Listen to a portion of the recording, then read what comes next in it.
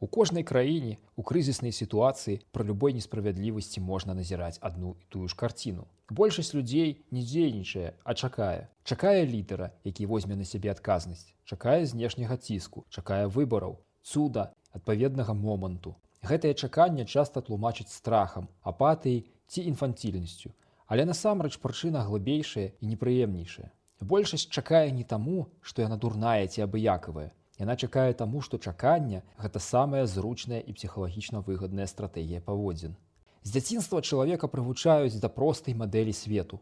Ёсць тыя, хто ведае лепш, і ёсць тыя, хто павінен падпарадкоўвацца. Бацькі вырашаюць за дзіця, настаўнікі – за вучня, начальнікі за падначаленых, дзяржава за грамадзян. Гэтая мадэль замацоўваецца гадамі і становіцца нормай. Чалавек прывыкае быць пасажырам, а не кіроўцам. І калі цягнік пачынае ехаць не туды, ён не цягнецца да тармаза, ён шукае вачыма машыніста. Адказнасць палохае не сама па сабе, палохаюць яе наступствы. Адказнасць – гэта рызыка памыліцца, страціць, апынуцца крайнім, заплаціць цэну. Чаканне ж амаль нічога не каштуе. Пакуль ты чакаеш, ты фармальна ні ў чым не вінаваты.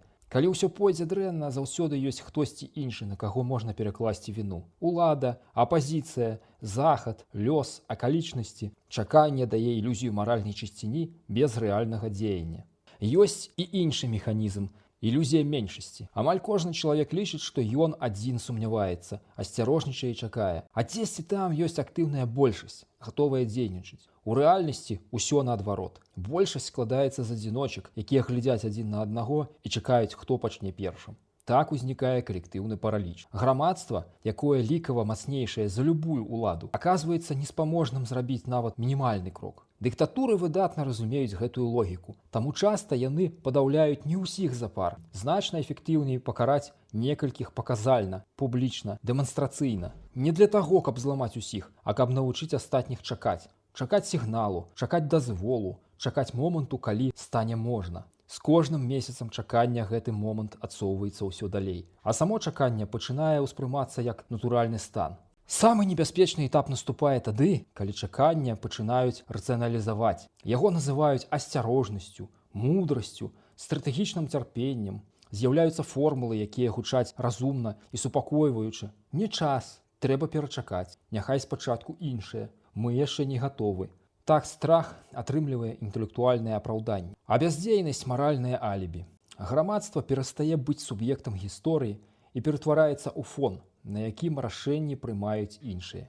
Гісторыя пры гэтым упарта паўтарае адно і тое ж. Перамены ніколі не пачыналіся ў момант, калі большасць была гатова. Ніколі.